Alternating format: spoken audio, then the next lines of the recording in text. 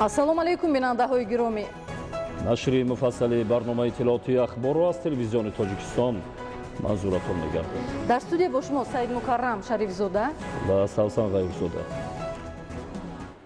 21 сентябр сафари кории Асосгузори сулҳу ваҳдати миллӣ пешвои миллат Президенти Ҷумҳурии Тоҷикистон муҳтарам Эмомалӣ Раҳмон ба ноҳияҳои водии Рашт дар ноҳияи Рашт идома ёфт. Президенти мамлакат муҳтарам Эмомалӣ Раҳмонро сокинони ноҳия бо шукргузорӣ аз сиёсати созанда ва бунёдкорона самимона истиқбол гирифтанд. гузориши Маҳмадалӣ Сафар ва Аҳлиддини Карим. 21 сентябр асосгузори сулҳу ваҳдати миллӣ пешвои миллат Президенти Ҷумҳурии Тоҷикистон муҳтарам Эмомалӣ Раҳмон ҷиҳати шиносоӣ бо вазъи зиндагии мардум, иштирок дар чорабиниҳои ҷашнии бахшида ба 30-солагии истиқлоли давлатии Ҷумҳурии Тоҷикистон ва ифтитоҳи як қатор иншоот ба ноҳияи Рашт ташриф оварданд. дар фурудгоҳи ноҳияи Рашт Президенти мамлакат муҳтарам Эмомалӣ Раҳмонро бо шукргузорӣ аз сиёсати созанда ва бунёдкорона бо шукӯҳу самимияти беандоза истиқбол гирифтанд.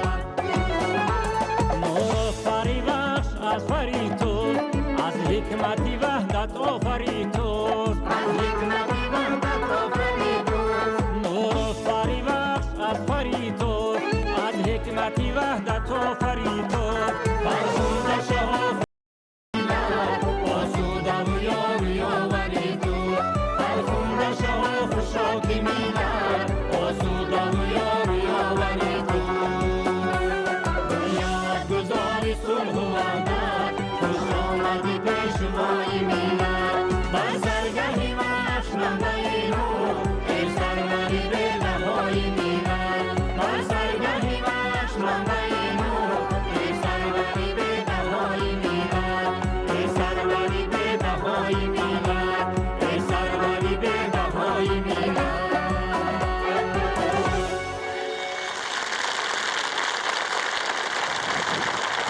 یک جا تشکر برای پیشواگیری صمیمیتان یک جا تشکر. سلامت باشید.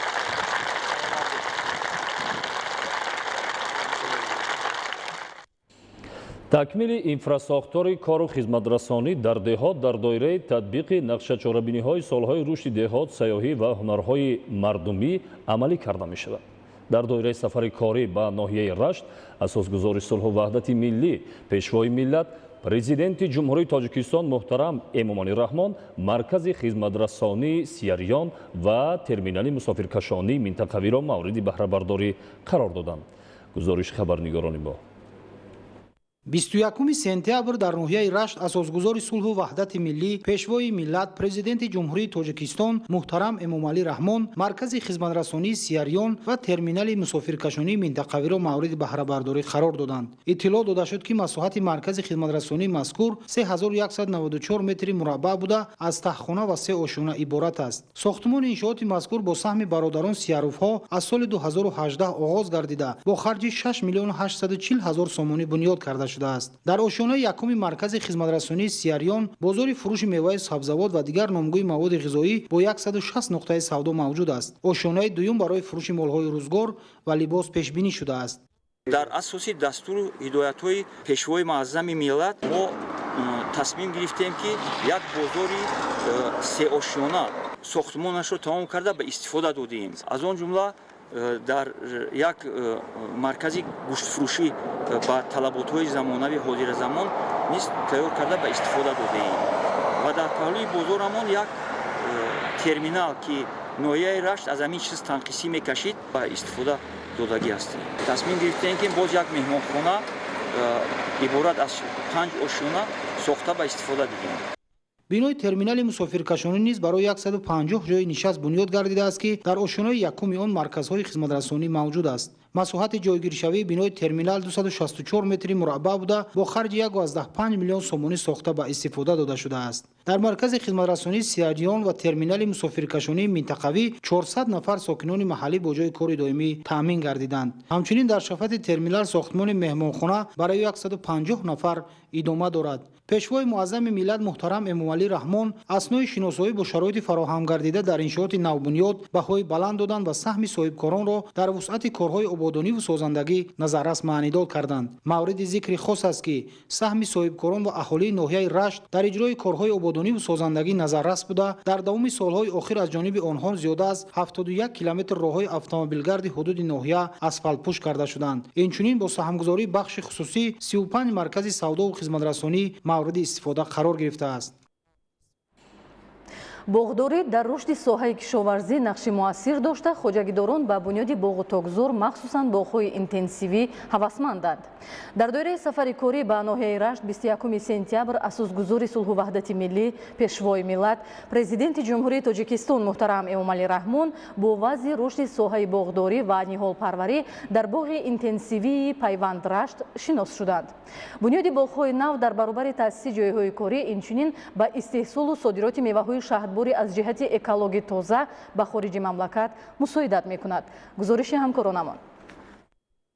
21 сентябр дар доираи сафари корӣ ба ноҳияи Рашт, Асосгузори сулҳу ваҳдати миллӣ пешвои миллат, Президенти Ҷумҳурии Тоҷикистон муҳтарам Эмомалӣ Раҳмон бо вазъи рушди соҳаи боғдорӣ ва ниҳолпарварӣ дар боғи интенсивии Пайванд Рашт шинос шуданд. Боғи интенсивии Пайванд Рашт 5 соли қабл дар масоҳати 6 гектар аз тарафи ҷамъияти дорои масъулияти маҳдуди Пайванд бунёд шуда буд ва дар ин ҷо навъҳои беҳтарини себу нок парвариш меёбад, ки ба содирот нигаронда шудааст. Ёдовар мешавем, ки аснои сафари корӣ соли 2016 дар ноҳияи Рашт президенти мамлакат муҳтарам Эмомалӣ Раҳмон ҳангоми шиносоӣ бо вазъи соҳаи боғдорӣ ба масъулон супориш дода буданд, ки дар ҳамин мавзеъ, ки байни ноҳияи Нуробод ва Рашт ҷойгир аст, дар ҳудуди ноҳияи Нуробод дар майдони 40 гектар ва дар ҳудуди ноҳияи Рашт 30 гектар боғи интенсивӣ бунёд намоянд. дар партави дастуру ҳидоятҳои сарвари давлат аз тарафи ҷамъияти дорои масъулияти маҳдуди Пайванд майдони умумии боғи интенсивӣ дар ин мавзеъ ба 34 гектар расонида шуда беҳтарин навъҳои себу нок, олу ва дигар ниҳоли дарахтони мева парвариш карда мешавад. баъди васеъ намудани майдони боғи интенсивӣ дар ин ҷо зиёда аз 20 нафар бо ҷои кори доимӣ ва маоши хуб таъмин шуданд. ҳамзамон аз майдони 34 гектар боғи интенсивии мавҷуда 20 гектари он ҳосилдеҳ буда, дар 10 гектар ниҳоли дарахтони нодири ороишиву ҳамешасабз, ки аз Белгия, Голландия ва Полша оварда шудааст, парвариш меёбад. дар асос дастури супоришҳои асосгузори сулҳу ваҳдати миллӣ пешвои миллат Президенти Ҷумҳурии Тоҷикистон муҳтарам Эмомалӣ Раҳмон ҷамъияти дорои масъулият аз маҳдуди Пайванд дар ҳудуди Рашт бунёди боғҳои интенсивиро ба роҳ мондааст. бартарияти боғҳои интенсивӣ дар он аст, ки аз боғҳои мавҷуда, ки яъне ҳосили хуб, ҳосили босифат ва сарфи ками меҳнатро талаб мекунад. дар воз навъҳои чемпион, навъҳои айдаред, нави ҷонагулд, нави ҷонатан парвариш карда истодем. ҳама ин ниҳолҳои дарахтҳои себе, ки мо парвариш карда истодем, аз давлатҳои хориҷ ворид кардагӣ ҳастанд. мо инҷо дарахтони ороишии секвоя дендрон, дарахти кипариси лейланди, дарахтҳои каштан, дарахти берёза ва дигар навъу намудҳои дарахтҳоро парвариш карда истодем. ҳамаи он навъу намудҳои дарахтони ороишӣ ба иқлими водии Рашт мутобиқ мебошанд. барои он ки иқлими водии Рашт яъне ки мӯътадил, на он қадар гарм аст. барои мо ҳамаи навъу намудҳои дарахтони ороишӣ дар ин ҷо хуб афзоиш мекунанд ва хуб обитоб меёбанд. аз нашъунамои хуби ниҳолҳо ва серҳосилии дарахтони мева аён аст, ки агротехникаи парваришро мутахассисон дар сатҳи зарурӣ ба роҳ мондаанд. бо дар назардошти мутобиқ будани ин мавзеъ барои парвариш ва нашъунамои хуби ниҳоли дарахтони сояафкану ороишӣ, ки аз кишварҳои Аврупо дастрас карда мешавад, тадриҷан майдони парвариши он васеъ карда хоҳад шуд. дар айни замон бо истифода аз шароити мавҷуда мутахассисони ҷамъияти дорои масъулияти маҳдуди Пайванд парвариши навъу намудҳои нодири ниҳоли дарахтони ороишиву сояафкан, ки ҷиҳати зебою назаррабо гардонида боғҳои фарҳангӣ фароғатӣ, саҳни биноҳои маъмурӣ ва кӯчаву хиёбонҳо истифода карда мешавад, ба роҳ мондаанд. ҳамчунин азм гирифта шудааст, ки дар ин минтақа гармхона барои парвариши навъу намудҳои гули садбарг ва хризантема бунёд карда мешавад. дар оянда барои васеъ намудани фаъолияти хоҷагидорӣ аз ҷониби ҷамъияти дорои масъулияти маҳдуди Пайванд бунёди сардхона барои нигаҳдорӣ то 5000 тонна мева, коргоҳҳои истеҳсолии қуттиҳо ва коркарди меваҳо ба нақша гирифта шудааст. барои обёрии боғи интенсивӣ 3 чоҳи амудӣ бунёд карда шудааст, ки ин тадбир барои дар оянда васеъ намудани майдони боғот дар ин мавзеъ имконият фароҳам меорад. дар асоси дастуру ҳидояти пешвои муаззами миллат муҳтарам Эмомалӣ Раҳмон дар ин мавзеъ парвариши хуш низ ба роҳ монда шудааст, ки талабот ба он хеле зиёд аст, зеро хусусияти шифоӣ дорад. дар боғи мазкур сарвари давлат муҳтарам Эмомалӣ Раҳмон ба боғдорон оид ба соҳаи боғдорӣ, васеъ кардани майдони боғот, ба иқлими маҳал мутобиқ намудани навъҳои беҳтарини мева, афзоиши содироти меваҳои лазизу хуштами Тоҷикистон ва татбиқи муваффақонаи барномаҳои давлатӣ оид ба рушди соҳаи боғ тогпарварӣ маслиҳатҳои муфид доданд. бунёди боғҳои нав дар баробари таъсиси ҷойҳои корӣ, инчунин ба истеҳсолу содироти меваҳои шаҳдбори аз ҷиҳати экологӣ тоза ва хориҷи мамлакат мусоидат мекунад. имрӯз боғдорӣ яке аз соҳаҳои афзалатноки хоҷагиқишлоқи ноҳия ба ҳисоб меравад.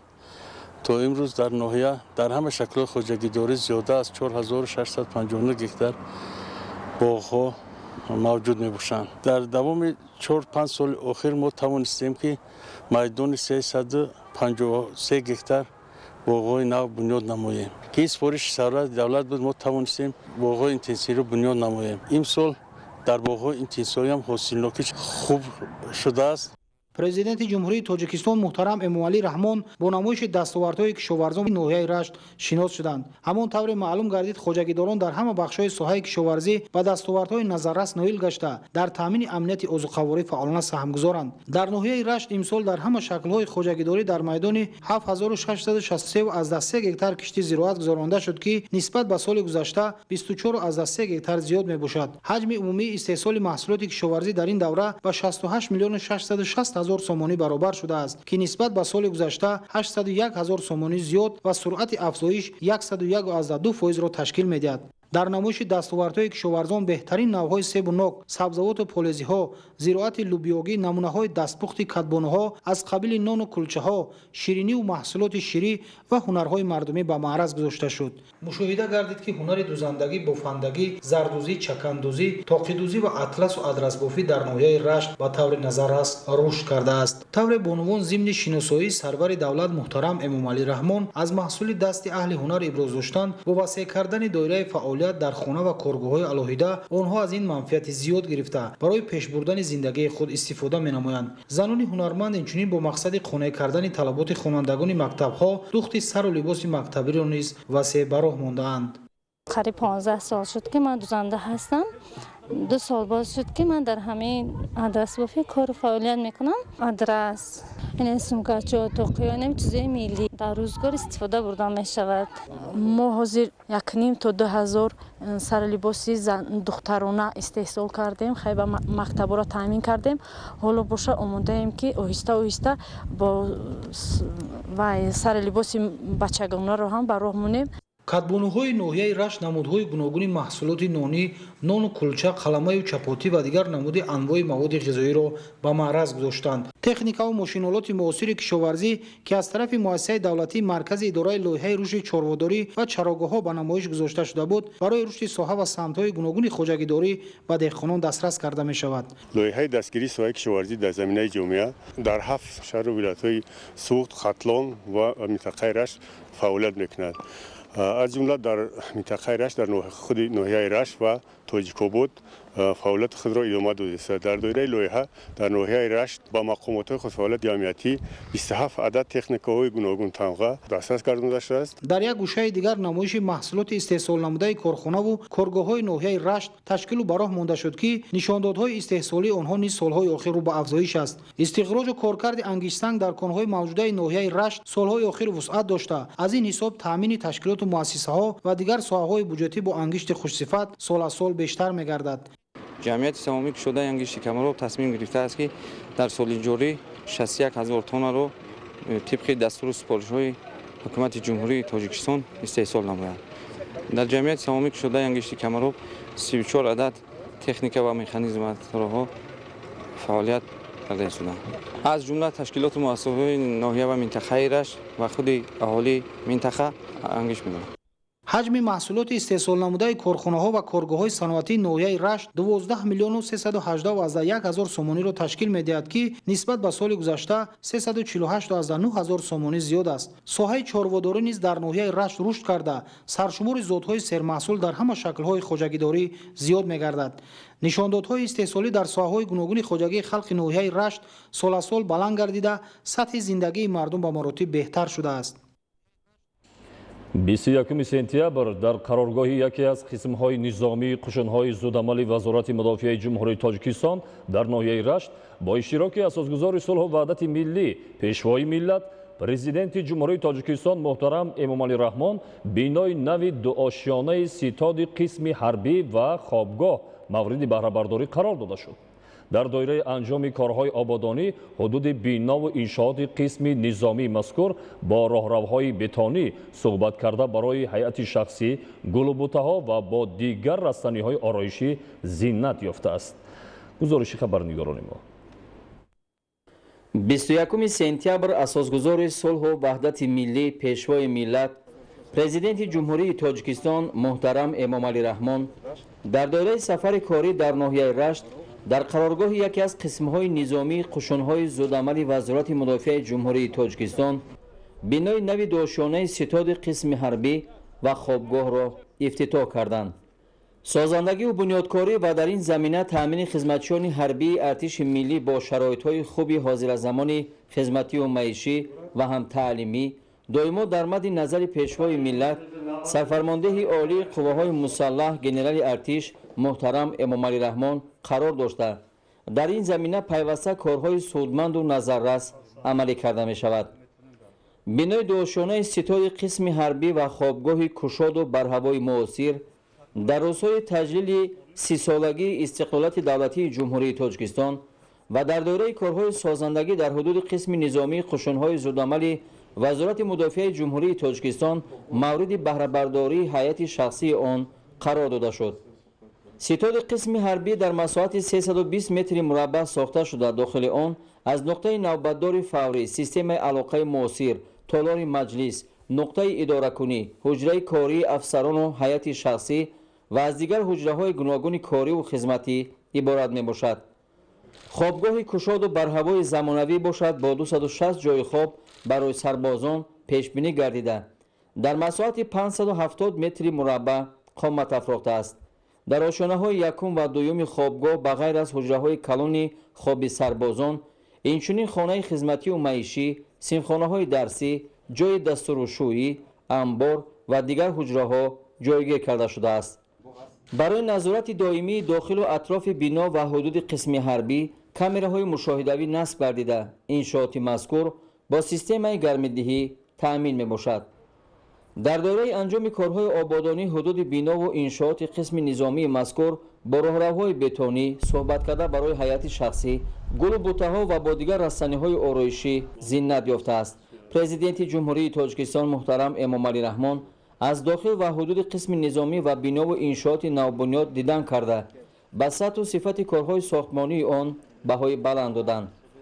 ба масъулини қисми ҳарбӣ ва ба мақомоти иҷроияи ҳокимияти давлатии ноҳияи Рашт супориш дода шуд ки барои тарбияи дурусти сарбозон ва таъмини онҳо бо маводи зарурии хӯрок ва сарулибос таваҷҷӯҳи махсус зоҳир намоянд. қобили зикр аст ки дар доираи анҷоми корҳои сохтмонӣ бо дастгирии сарфармондеҳи олии қувваҳои мусаллаҳ муҳтарам Эмомалӣ Раҳмон давоми солҳои соҳибистиқлолӣ дар ҳудуди тамоми гарнизони мамлакат бисёре аз қисмҳои низомӣ аз навсозӣ, таъмиру тармим гардида сатҳо иншооти муҳим ва аҳамияти ҳарбӣ дошта аз нав бунёд карда шудааст. дар ин замина барои ҳайати шахсӣ ҷузъу томҳо, манзилҳои истиқоматӣ, биноҳои маъмурию ситоди қисмҳои низомӣ, хобгоҳи сарбозӣ, ошхона, иншооти ёрирасони маишӣ, истгоҳи нигоҳдории техникаҳои ҷангӣ, шаҳрчаҳои муҷаҳҳази тактикиву тирандозӣ, толору майдончаҳои ҳозиразамони варзишӣ ва дигар шароити муосир барои гузарондани машғулиятҳои гуногун ва истироҳату фароғати хизматчиёни ҳарбӣ бунёд ва мавриди истифода қарор гирифтааст. бунёди ду иншооти наву муосир идомаи мантиқии сиёсати неку инсонпарваронаи пешвои миллат муҳтарам Эмомалӣ Раҳмон нисбат ба сарбозони ватандӯсти мамлакат мебошад.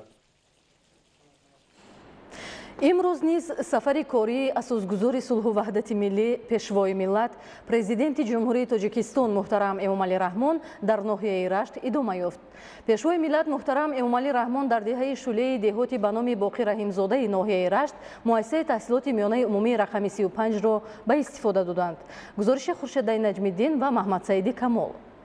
22 сентябр асосгузори сулҳу ваҳдати миллӣ пешвои миллат Президенти Ҷумҳурии Тоҷикистон муҳтарам Эмомалӣ Раҳмон дар доираи сафари корӣ дар ноҳияҳои водии Рашт дар деҳоти ба номи Боқӣ Раҳимзодаи деҳаи шӯлаи ноҳияи Рашт муассисаи таҳсилоти рақами 35-ро ки дар майдони умумӣ 720 метри мураббаъ бунёд гардидааст ба истифода доданд.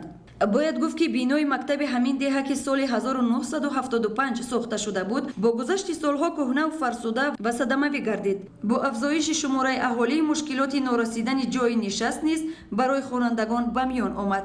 бинои нав аз ду ошёна иборат буда бо мақсади иҷрои дастуру супоришҳои президенти мамлакат муҳтарам Эмомалӣ Раҳмон аз ҷониби соҳибкори ватандӯст Файзиддин Зиёуддинов бунёд шудааст. дар доираи дастури супоришҳои президенти ҷумҳурии Тоҷикистон муҳтарам Эмомалӣ Раҳмон ман ҳамчун як соҳибкор иқдом гузоштам ки чунин муассисаи таълимии миёнаи умумии рақами 35-ро бунёд намоям. албатта мо дар рушду намои омодаи ватани азамон тоҷикистон сами худро мегузорем. сохтмони бино моҳи ноябри соли 2019 оғоз гардида моҳи сентябри соли ҷорӣ ба анҷом расидааст. дар ошёнаи якуми муассисаи таҳсилоти миёнаи умумии рақами 35 6 синфхона, ошхона, ҳуҷраи омӯзгорон, ҳуҷраи кории директор, лабораторияи кимиё ва физика ва дар ошёнаи дуюми он 5 синфхона ва 2 синфхонаи компютерӣ, толори маҷлисгоҳ бо 135 ҷои нишаст, китобхона ҷойгир мебошад. ما خوانندگان منتداری خود را به اساسگزاری صلح و وحدت ملی پیشوای ملت محترم جناب عالی میرسانند که به ما چنین مؤسسه زیبا و زمانوی که با تمام تجهیزات جهازانیده شده است هدیه نموده. ما جواباً به این غمخواری های جناب عالی وعده می‌دهیم که نسل نورسی زباندان شده به پایان می‌رسیم و سهم ارزنده خویش را در پیشرفت آبادانی و معرفی وطن عزیزمان به جهانیان می‌گذاریم. من خوشبخت از آنم که زاده دوران استقلال هستم و در فضای صلح و ثبات کشور محبوبمان تحصیل و زندگی میکنم. ما نسل آینده ساز ملت از آن میبالیم و افتخارمند و شکرگزاریم که چنین یک سرور غمخوار و معرفت پرور، خیرتمند و سیاستمدار جهانی نصیبمان گردیده است و وطنی بهشت‌آسا و آینده زیبا را برایمان تقدیم گردانیده است.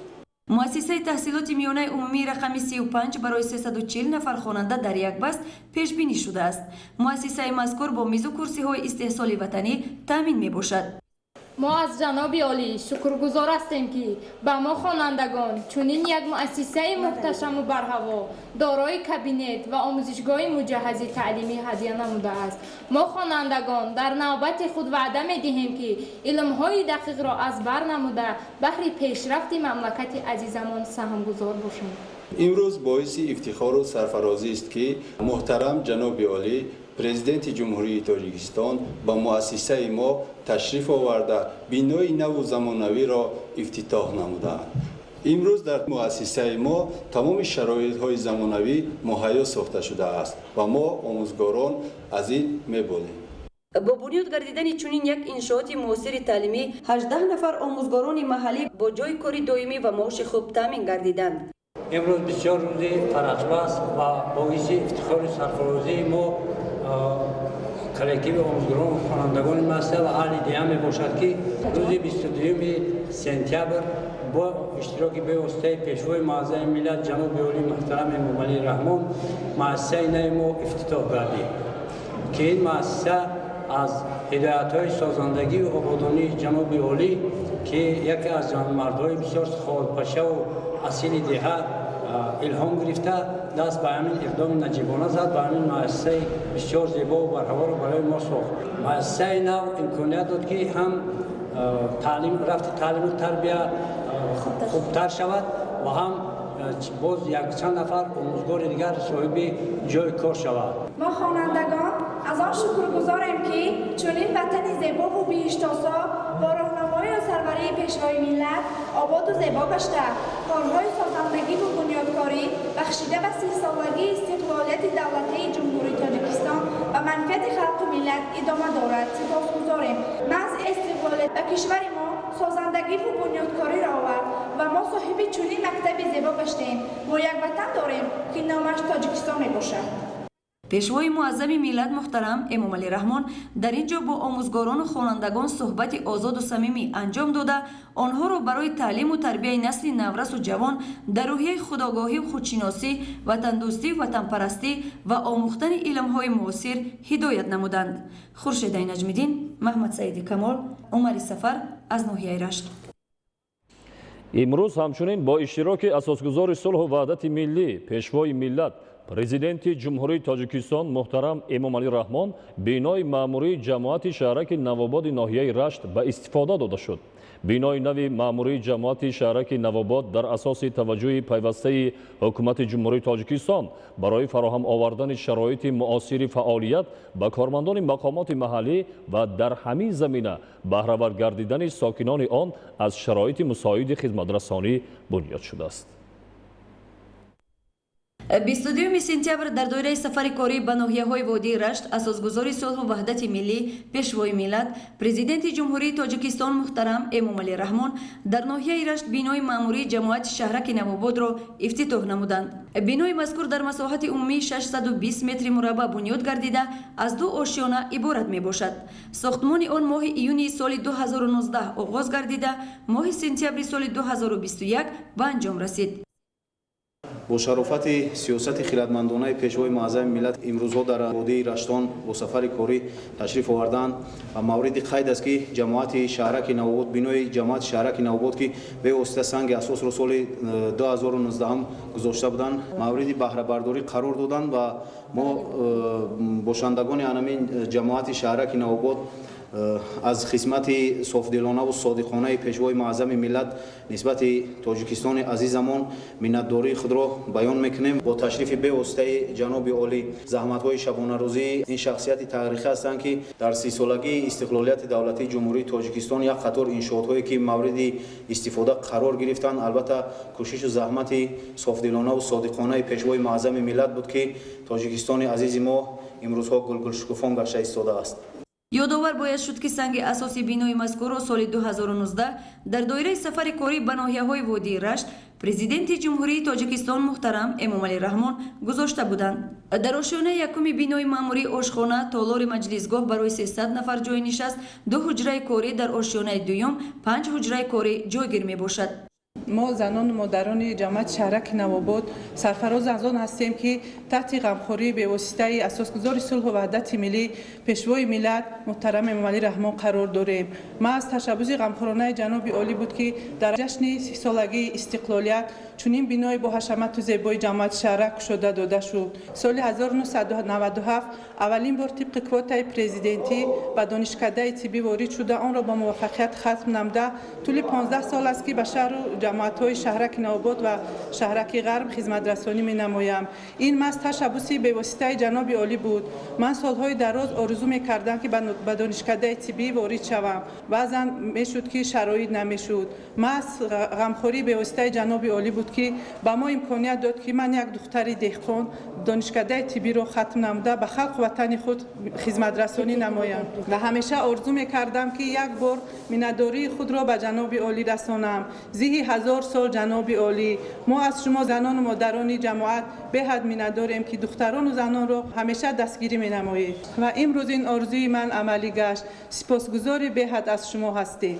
бунёди бинои нави маъмурии ҷамоати шаҳраки Навобод дар асоси таваҷҷӯҳи пайвастаи ҳукумати ҷумҳурии Тоҷикистон ҷиҳати фароҳам овардани шароити муосири фаъолият ба кормандони мақомоти маҳаллӣ ва дар ҳамин замина баҳравар гардидани сокинони он аз шароити мусоиди хизматрасонӣ бахшида ба ҷашни бузурги миллӣ 30-солагии истиқлолияти давлатии Ҷумҳурии Тоҷикистон бо маблағгузории ҳукумати мамлакат ба анҷом расидааст.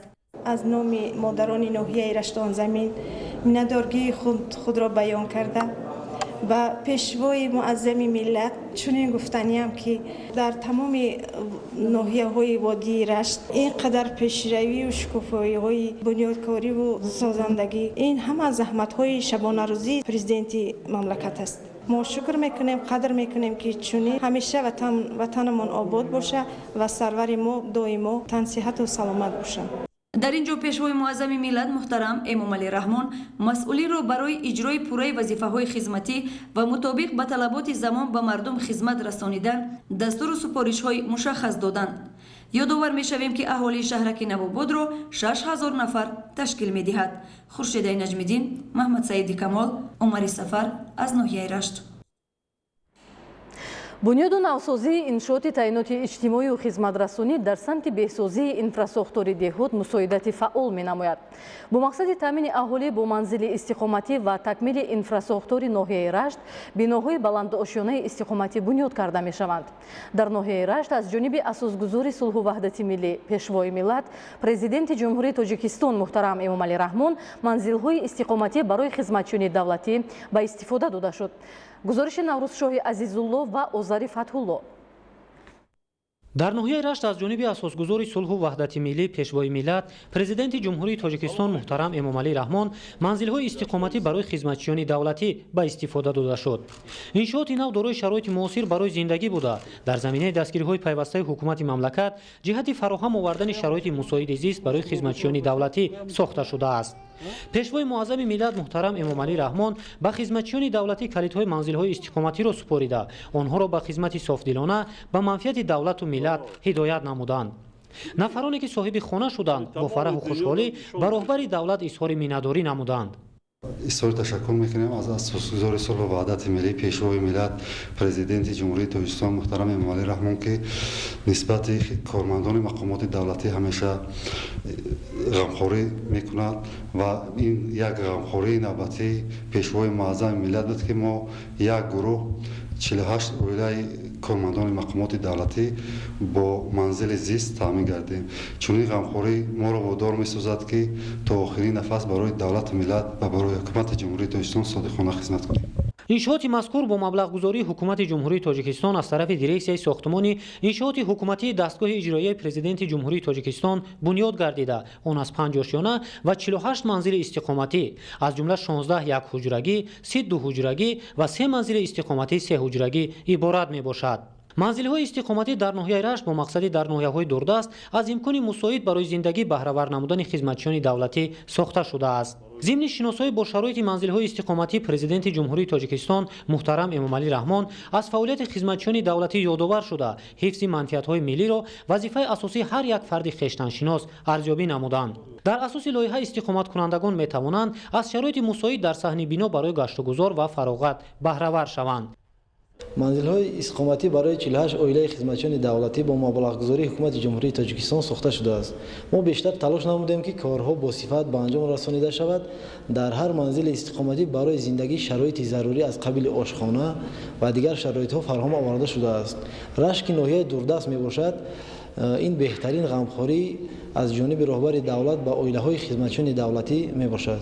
тибқи лоиҳа ва бо назардошти сохти меъмории замонавӣ корҳои сохтмонӣ бо сифат ба анҷом расонида шуд. соҳиби манзилҳои истиқоматӣ шудани хизматчиёни давлатӣ ғамхории навбатии ҳукумати ҷумҳурии тоҷикистон нисбат ба кормандони сохторҳои гуногун дар ноҳияи рашт мебошад. маориф дар сиёсати иҷтимоии ҳукумати ҷумҳурии тоҷикистон дар авлавият қарор дошта давоми солҳои соҳибистиқлолӣ шумораи зиёди муассисаҳои нави таълимӣ аз ҷумла муассисаҳои томактабӣ бунёд ва бо таҷҳизоти зарурӣ муҷаҳҳаз гардонида мешавад. имрӯз бо иштироки асосгузори сулҳу ваҳдати миллӣ пешвои миллат президенти ҷумҳурии тоҷикистон муҳтарам Эмомалӣ Раҳмон дар ноҳияи рашт боғчаи ахтарак мавриди баҳрабардорӣ қарор дода шуд. гузориши хабарнигорони мо 22 сентябр бо иштироки асосгузори сулҳу ваҳдати миллӣ пешвои миллат президенти ҷумҳурии тоҷикистон муҳтарам Эмомалӣ Раҳмон боғчаи ахтарак дар ноҳияи рашт ифтитоҳ гардид. иншооти таълимӣ дар доираи омодагиҳо ба таҷлили ҷашни 30-солагии истиқлолияти давлатии ҷумҳурии тоҷикистон аз тарафи оилаи ахмедовҳо сохта шуда дорои шароити замонавӣ барои ба таълими томактабӣ фаро гирифтани 100 кӯдак мебошад. ин аввалин боғчаи типи нав дар ноҳияи рашт мебошад ва дар баробари забони тоҷикӣ барои омӯзиши забонҳои русӣ ва англисӣ диққати аввалин дараҷа дода мешавад. кӯдакон дунёи моянд, олами меҳру вафоянд, зиндагониро нишотанд, ҳастиро оби ҳаётанд. агар мо хоҳем ки ватанамон обод, устувору қавӣ ва сатҳу сифати зиндагонии мардумамон пешрафта бошад, имконияту тавоноиамонро барои таълиму тарбияи насли наврас равона созем. зеро фардои дурахшони давлатдории мо вобаста ба мутахассисони ихтисосманду забондон мебошад. ин аст ки пешвои муаззами миллат Эмомалӣ Раҳмон пайваста ба таълиму тарбияи кӯдакону наврасон таваҷҷӯҳи хоса намуда бунёди боғчаву кӯдакистонҳоро имрӯз беш аз пеш афзудааст. президенти ҷумҳурии тоҷикистон муҳтарам Эмомалӣ Раҳмон мураббиёнро барои дар роҳияи хештаншиносӣ тарбия намудани наврасон вазифадор намуданд. ба таълими томактабӣ фаро гирифтани наврасон яке аз ҳадафҳои асосии ҳукумати ҷумҳурии Тоҷикистон мебошад. Ин сеюмин боғчаи бачагона ба ҳисоб меравад, ки дар ноҳияи Рашт ба фаъолият оғоз намуд ва ҷиҳати ҳарчи бештар ба таълими томактабӣ фаро гирифтани наврасон мусоидат мекунад. кӯдакистон аз ҷониби соҳибкорон ахмедаво сохта шуда 15 нафар соҳиби ҷойи кори доимӣ мегарданд. дар кӯдакистон наврасон аз 3 то 6 сола ба таълиму тарбия фаро гирифта мешаванд. дар ин даргоҳ дустурякони аз 3 то 6 сола ба воситаи аёниятҳо ба омӯзиш фаро гирифта мешаванд.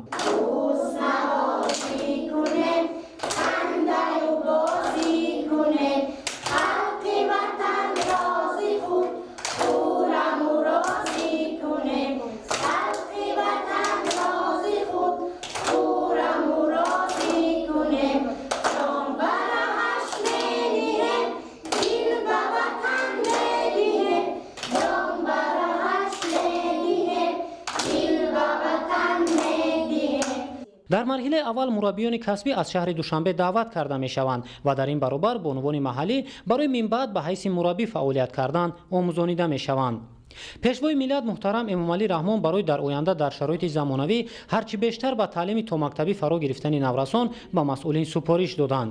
иттилоъ дода шуд, ки оянда дар ҳамин ҷо барои то 200 нафар навраси дигарро ба таълими томактабӣ фаро гирифтан имкон фароҳам оварда мешавад. ман ҳамчун як сокини ноҳияи Рашт бисёр хушҳол аз он ҳастам, ки чунин як кӯдакистони замонавӣ барои мо кушода шуд барои фарзандонамон ва ин кӯдакистон яъне дар баробари омӯхтани забони тоҷикӣ боз кӯдакони моро ба омӯхтани забонҳои русӣ ва англисӣ фаро мегирад ва шароитҳои бисёрам замонавӣ, яъне машғулиятҳо мегузаронанд ҳама бо забонҳои ҳам англисӣ ва ҳам забони русӣ ва ин имкон медиҳад, ки кӯдакони мо аз хурдсолӣ дониш аз худ мекунанд, забон аз худ мекунанд ва оянда барои ҷомеа хизмат менамоянд. ҳамзамон барои дар шароити муосир ба таълим фаро гирифтани наврасони ҳамин даргоҳ бунёди муассисаи таҳсилоти миёнаи умумии типи нав барои 300 хонанда ба нақша гирифта шудааст. саҳни бинои таълимӣ мутобиқ ба сохти меъмории замонавӣ назаррабо гардонида шуда, дарахтони ороишӣ шинонида шудааст. тарбияи инсони комил ва аз ҳар ҷиҳат обутоб ёфта бахусус кӯдаконе ки аз падару модар ятим мондаанд аз ҳадафҳои неки сиёсати иҷтимоии роҳбарияти давлату ҳукумати ҷумҳурии Тоҷикистон ба шумор меравад.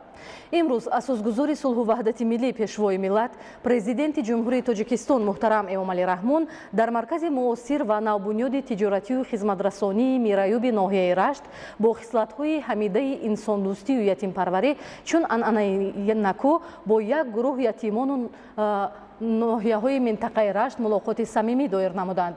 гузориши ҳамкоронамон. 22 сентябр дар ноҳияи Рашт Асосгузори сулҳу ваҳдати миллӣ пешвои миллат Президенти Ҷумҳурии Тоҷикистон муҳтарам Эмомалӣ Раҳмон бо хислатҳои ҳамидаи инсондӯстию ятимпарварӣ чун анъанаи наку бо як гурӯҳ ятимони ноҳияҳои минтақаи Рашт мулоқоти самимӣ доир карда аз ҳолу аҳвол, шароити зисту таълим ва тарбияашон пурсон шуданд. Балдо ёри ту ин некмат, дур балдо аз вуҷудат ранҷудар, нагзарад аз гардиши айём ҳеҷ қалби софатро ғубору чангу гард, бо ҷовид номи ту андар ҷаҳон ای سلح‌آفرین مردی نبرد دستی یتیم پرورد باشد مدام پایدار و جاویدان اندر جهان.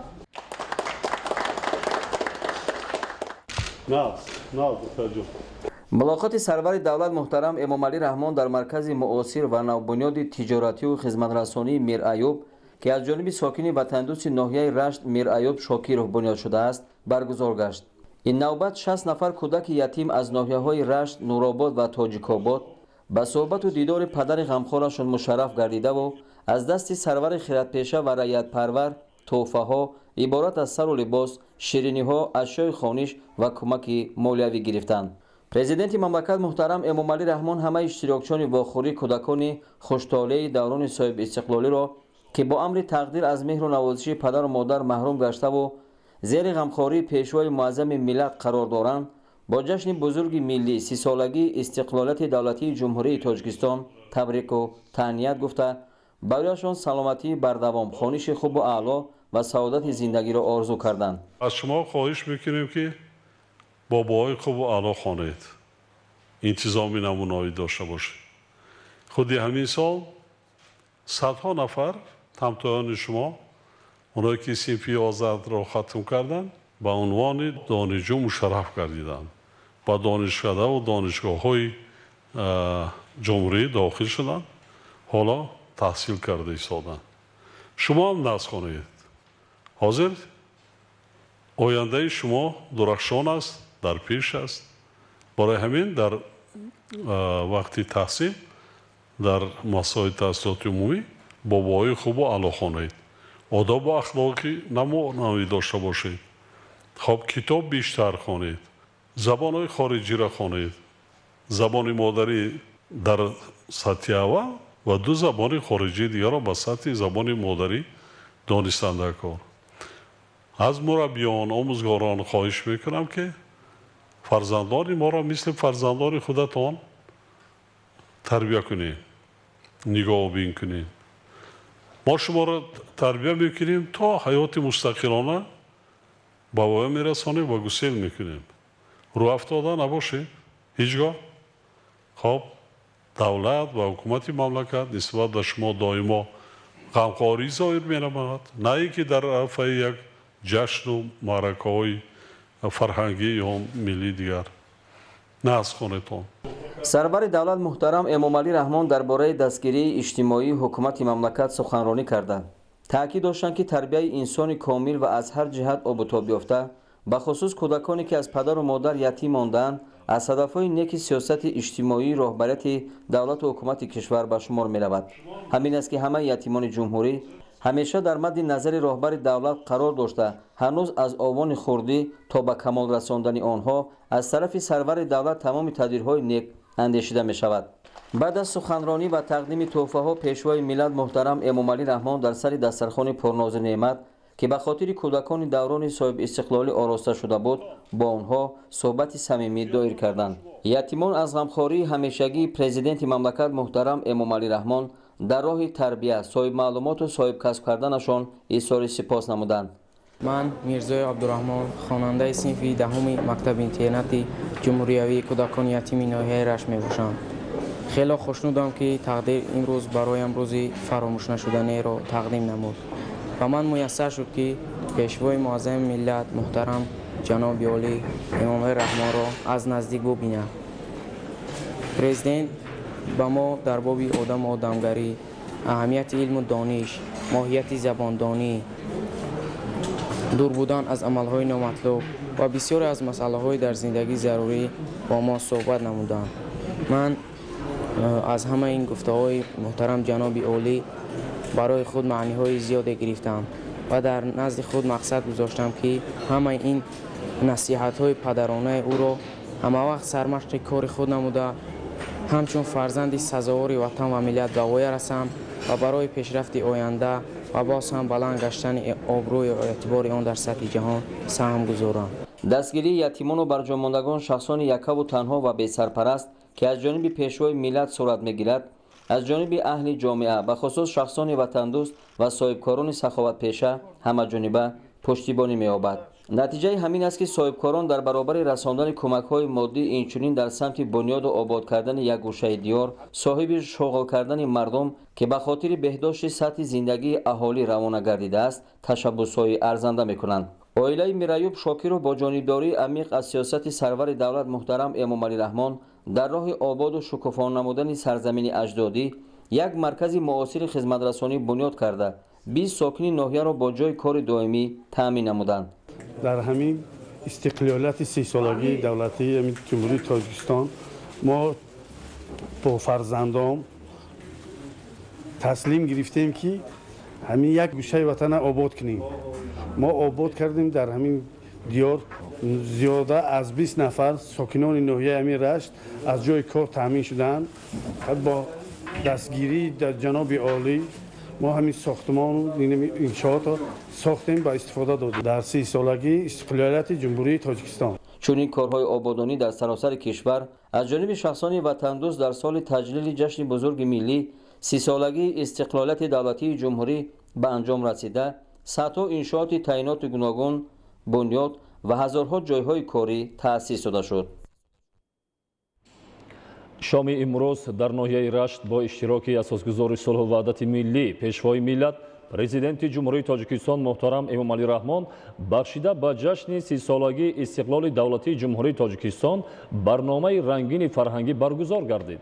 зимни суханронӣ пешвои миллат муҳтарам Эмомалӣ Раҳмон мардуми сарбаланди водии Раштро ба муносибати ҷашни пурифтихори 30 солагии истиқлолияти давлатии ҷумҳурии Тоҷикистон табрику муборакбод гуфта, дастовардҳои даврони соҳибистиқлолии Тоҷикистонро назаррас арзёбӣ намуданд. барномаи рангини театркунонидашуда бо ҷалби беш аз 7000 нафар таҳия гардида, фарогири мазмуни баланди ватандӯстӣ ва тарғиби дастовардҳои даврони соҳибистиқлолии мамлакат буд. ҳоло суханронии асосгузори сулҳу ваҳдати миллӣ пешвои миллат президенти ҷумҳурии Тоҷикистон муҳтарам Эмомалӣ Раҳмон ва барномаи рангини театркунонидашуда дар варзишгоҳи марказии ноҳияи Рашт манзури шумо мегардад. бинандаҳои азиз, дар ҳамин ҷо мо бо шумо хайру хуш менамоем. саломат бошед.